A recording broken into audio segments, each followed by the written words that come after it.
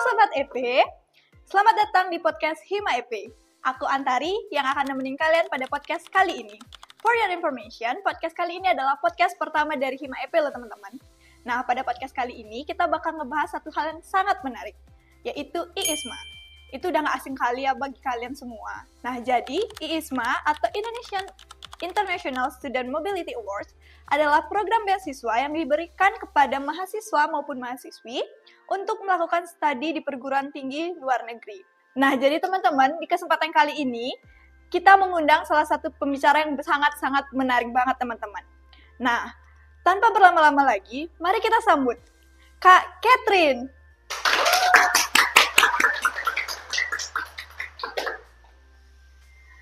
Halo Kak, gimana nih kabarnya hari ini? Baik, gimana kamu kabarnya? Aku baik banget nih Kak. Nah teman-teman, jadi beliau merupakan pembicara kita pada hari ini yang pernah mengikuti program IISMA nih. Nah, tanpa berlama-lama lagi, mungkin Kakak bisa berkenalan dulu sama teman-teman kita nih.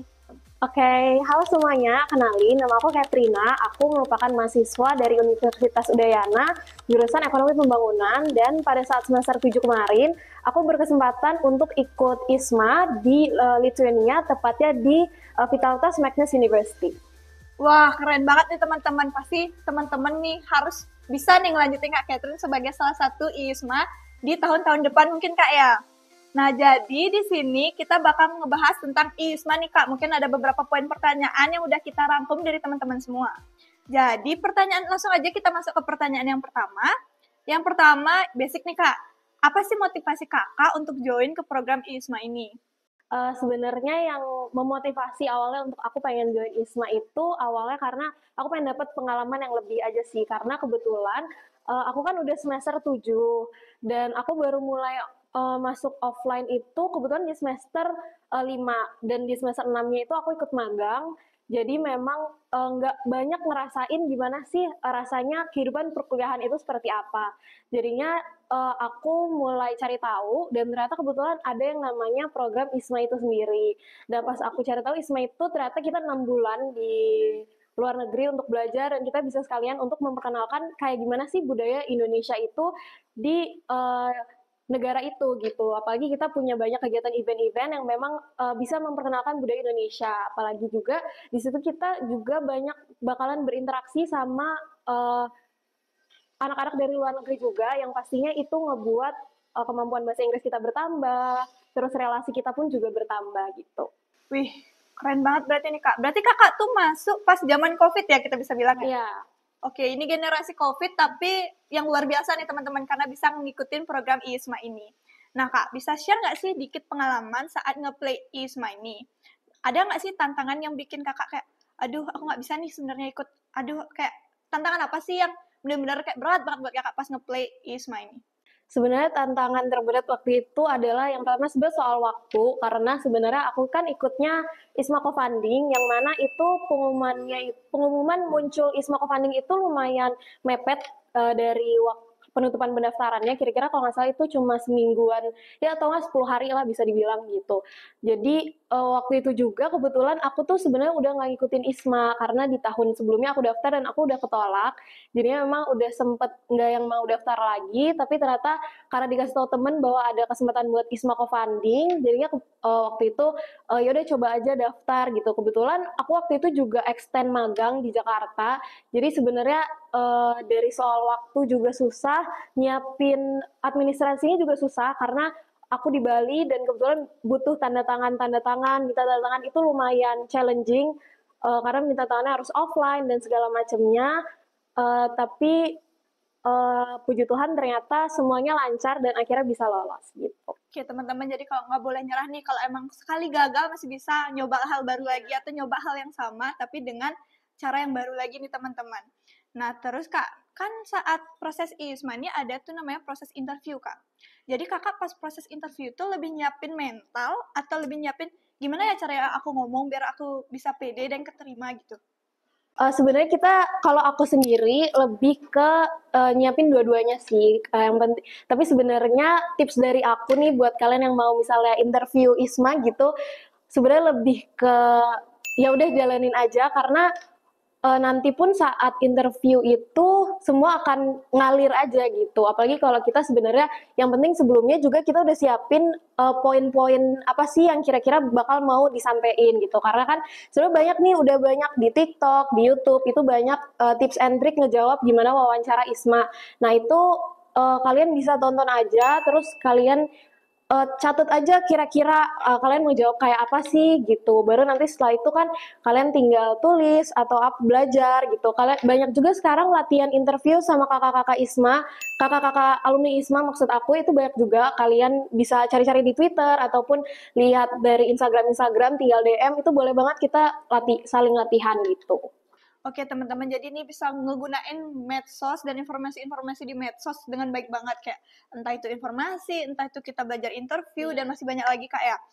Nah, terus yang selanjutnya nih Kak, jadi apa sih first impression Kakak datang ke House University yang Kakak pilih waktu itu? Apakah ada culture shock atau kaget atau kayak mungkin homesick? Dan masih kayak generasi kita kayak masih ada generasi homesick ya. Contohnya saya sendiri yang masih kuliah di Bali aja masih ngerasain homesick tuh. Nah, untuk Kakak sendiri bagaimana? Kalau aku pribadi jujur kalau masalah homesick itu nggak ada sama sekali, karena ternyata di sana itu bisa ketemu banyak banget teman, terus temennya juga asik-asik. Di situ digunain waktunya buat saling cerita, saling ngobrol budaya Indonesia itu seperti apa. Terus sama teman-teman yang dari Indonesia juga kita saling share pengalaman gimana sih kuliah di universitas kita masing-masing, terus di daerah kita kayak gimana. Jadi sebenarnya kalau dari aku sendiri nggak ada homesick, apalagi kita sebenarnya bisa explore ya. Di sana kan banyak tempat-tempat kayak yang bagus-bagus gitu. Nggak cuma tentang kayak apa ya, kalau di aku tuh ternyata alamnya juga bagus banget. Jadi beberapa minggu sekali tuh aku pasti coba jalan-jalan, bahkan aku sampai punya geng danau namanya, itu kayak kita saling explore tempat-tempat yang emang bagus secara pemandangan gitu. Apalagi di sana itu terjangkau semua pakai bus, jadi kita gampang banget tinggal pakai bus aja, terus jalan berapa menit udah sampai gitu. Jadi kalau dari aku pribadi sebenarnya nggak ada homesick, dan kalau first impression pokoknya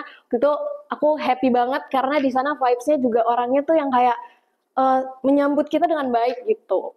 Nah, jadi teman-teman nggak usah takut nih kalau mau datang ke negeri orang, karena nggak selalu semua hal tuh kayak menakutkan. Yeah. Mungkin bisa mengekspor diri juga kayak di sana, jadinya kayak bener-bener nggak perlu ada yang ditakutin lah. Pokoknya harus berani mencoba. Nah, untuk poin selanjutnya itu, nah setelah kakak mengikuti ISMA, pasti kan ada dampak-dampak dari entah dari diri, entah dari lingkungan. Nah, untuk itu, apa sih yang kakak rasain yang benar-benar kerasa banget nih kakak setelah mengikuti di ISMA tersebut? Dari aku pribadi yang aku dapetin ya setelah aku mengikuti ISMA itu, yang mesti aku lebih entah kenapa aku lebih percaya diri ya, karena dari sana kan aku banyak ketemu banyak orang, terus ngobrol juga, apalagi di sana itu ngomongnya banyak juga dengan bahasa Inggris pastinya, jadi ketemu banyak orang itu pastinya jadi udah lebih terbiasa gitu. Padahal awal-awal itu aku lumayan agak worry gitu, soalnya aku lumayan kan apalagi zaman COVID ya jarang berinteraksi sama orang baru gitu. Tapi setelah di situ aku ngerasa kayak ketemu teman baru tuh malah enjoy gitu. Nah Kak, jadi kan pas ISMA itu kayak kakak udah sebutin tadi kayak 6 bulan, dan itu waktunya nggak bentar tuh Kak. Pengalaman apa sih yang paling berkesan buat kakak pada saat itu? Jadi waktu aku ISMA itu yang paling berkesan buat aku itu waktu masa-masa dimana aku volunteer ngajar anak SD di beberapa sekolah. Itu kebetulan aku dapat 2 kali ngajar, dan di situ menurut aku seru banget karena di situ pun aku juga memperkenalkan budaya Indonesia juga seperti apa, bahkan aku memperkenalkan Bali itu seperti apa ke mereka gitu, dan mereka tertarik banget. Yang aku seneng tuh karena mereka kelihatan excited banget, kita pun bikin tanya jawab, mereka tuh banyak banget yang mau ngejawab gitu, apalagi setelah itu kita bisa ngasih souvenir ke mereka, kayak gantungan kunci atau tempelan kulkas ke mereka gitu. Dan yang paling yang memorable banget gitu buat aku itu karena aku tuh sempat buatin kayak telur gulung gitu ke mereka, dan mereka tuh kelihatan happy banget gitu waktu dapetin itu, dan bahkan mereka bilang itu tuh enak gitu, padahal itu kita jelasin itu tuh makanan SD jajanan yang biasa di luar-luar pinggir jalan gitu, tapi mereka kelihatan kayak seneng banget dapet itu, bahkan mereka yang kayak ngasih jempol gitu. Berarti kalau orang Indo nggak suka telur gulung, tapi orang luar tuh suka telur gulung, kan pertanyaan berarti Kak ya. Nah pas buat telur gulung tuh berapa kali nyoba tuh Kak? Itu kebetulan kita buatnya juga tengah malam karena kan ngajarnya dari pagi, jadi udah persiapan itu tengah malam, kalau nggak salah jam jam 12 lah itu udah mulai gulung, dan itu kayak trial and error ada kali 3 kali gitu. Gak frustasi gitu Kak, kayak buat kok ini gak bisa kebentuk-bentuk gitu. Untung buatnya rame-rame ya, jadi ya dibuat enjoy aja. Happy banget, berarti kayak rasa kekeluargaan di situ besar banget berarti pas buat keluar gulung tuh ya, salah satunya Kak ya. Nah selanjutnya itu pas ISMA nih Kak, apa sih tantangan terbesar Kakak yang Kakak rasain di sana? Tantangan yang terbesar buat aku waktu itu sebenarnya waktu awal-awal nyampe pastinya kendala bahasa dulu, karena yang pertama masyarakat di Lituania sendiri itu sebenarnya nggak banyak yang bisa bahasa Inggris. Maksudnya apalagi yang pegawai-pegawai di supermarket itu rata-rata kan sudah berumur dan mereka itu tidak terbiasa dengan bahasa Inggris. Jadi itu lumayan agak challenging buat aku. Jadi pun di awal-awal masuk itu kita ada pelajaran bahasa Lituania gitu. Jadi paling enggak diajarin basic-basicnya, walaupun abis itu agak-agak lupa-lupa ingat, tapi at least kayak kita bisa tahu diskon itu apa dan segala macam gitu saat kita belanja di supermarket gitu. Dan yang selanjutnya waktu itu lumayan challenging buat aku dari suhu di sana itu kan lumayan dingin ya, sampai minus 20, dan itu lumayan challenging karena terbiasa di Bali yang panas gitu, terus tiba-tiba ke negara yang sampai minusnya 20 itu lumayan challenging karena kita harus persiapan baju tuh setebal mungkin dan pakai dilapis-lapis, terus harus siapin juga hand cream, apalagi kulitnya yang gampang kering dan segala macam, itu bener-bener harus dipersiapin matang-matang lah tentang semuanya gitu. Berarti kalau kita menguasai bahasa Inggris saja itu belum cukup ya Kak ya, maksudnya buat datang ke negara baru mungkin ya. Mungkin dari teman-teman harus lebih cari tahu di negara itu bahasa dasarnya tuh bahasa ibunya itu apa, biar kayak setidaknya kita tahu lah sedikit-sedikit dari bahasa dari negara tersebut. Iya betul. Nah, pas belajar tuh nih kan pasti susah nih belanja. Apakah ada tour guide atau penerjemah pas itu atau enggak? Itu sama sekali nggak ada, jadi kita berpegang sama Google Translate.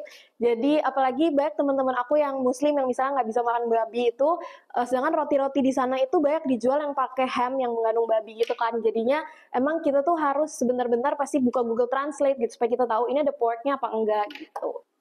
Ternyata lumayan sedikit kayak pertama berarti shocknya tuh karena bahasa, mungkin ya karena nggak semua negara bahasa Inggrisnya kayak dijadikan bahasa pokok atau bahasa sehari-hari. Betul, betul.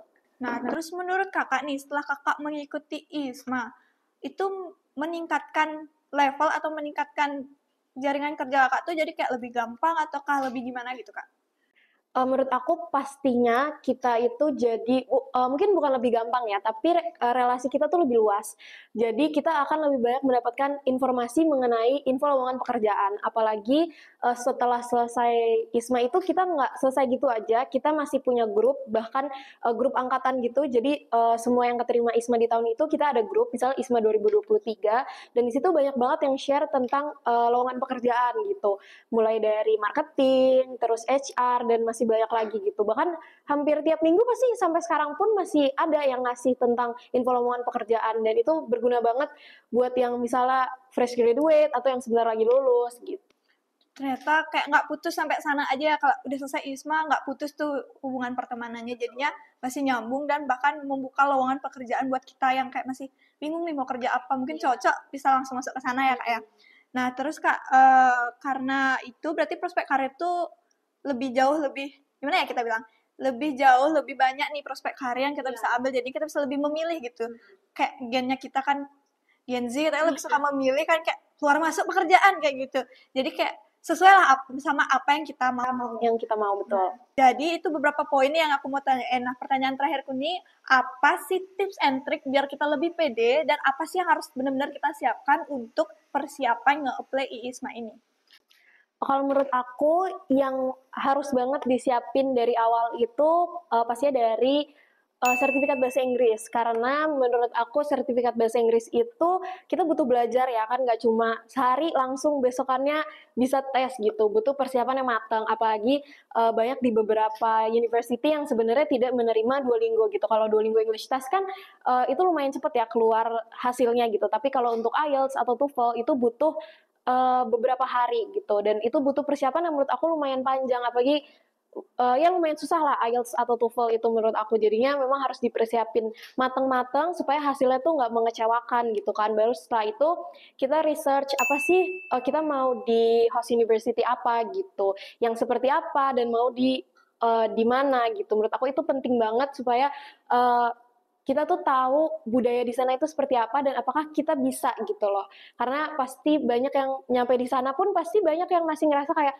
aduh tempatnya terlalu sepi, kayaknya nggak bisa deh gitu. Makanya menurut aku itu harus di riset dari awal gitu supaya nggak nyesel. Nah, jadi teman-teman, jadi ini adalah tips and trick dari Kak Catherine untuk kita ISMA. Yang pertama itu pasti mencari informasi yang benar-benar tentang negara apa yang mau kita datengin dan universitas apa yang mau kita datengin biar benar-benar nggak terlalu kaget gitu, walaupun pasti bakal tetap ada yang namanya culture shock ya Kak ya. Lalu yang kedua pasti mempersiapkan diri dengan matang dari mental, persiapan materi, atau dan lain hal. Lalu yang selanjutnya itu ada persiapan dari administrasi seperti sertifikat TOEFL ataupun ISL. Nah, jadi teman-teman, nggak kerasa nih kita udah di penghujung episode. Jadi kayak udah ngobrol panjang lebar, udah nggak kerasa banget nih Kak, karena kayak keasikan nih, mungkin teman-teman nanti bisa mempersiapkan diri. Kan masih lama tuh Kak ya, kayak aku nih masih semester 3, masih ada 7 semester, berarti lagi 4 tuh berarti ya, masih mempersiapkan diri kalau emang benar-benar mau masuk ke ISMA ini. Nah, jadi teman-teman, terima kasih banget telah mengikuti pembahasan ISMA kita pada kali ini. Nah, selain dapat pengalaman nih, inspirasi pengalaman dari Kak Catherine, kita juga tahu beberapa informasi dari hal tersebut, teman-teman. Jadi, semoga informasi yang kita berikan kali ini dapat memotivasi dan menginspirasi bagi teman-teman semua. Dan aku mau ngucapin terima kasih Kak, karena udah berkenan datang di podcast pertamanya Hima EP kali ini, dan pembahasan dan pembicaraan yang luar biasa dan pengalaman yang luar biasa banget ya teman-teman. Jadi aku sendiri juga dapat informasi yang lebih banyak dan teman-teman juga pasti dapat informasi dan inspirasi yang lebih banyak banget. Terima kasih Kak karena telah hadir. Nah, jadi teman-teman, sebelum mengakhiri podcast kita hari ini, teman-teman jangan lupa like, komen, dan subscribe.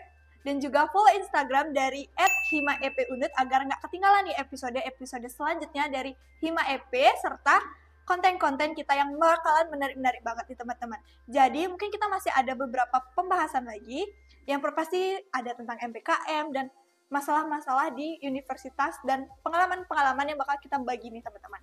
Jadi cukup sekian teman-teman, terima kasih dan sampai jumpa lagi di episode selanjutnya. Bye-bye!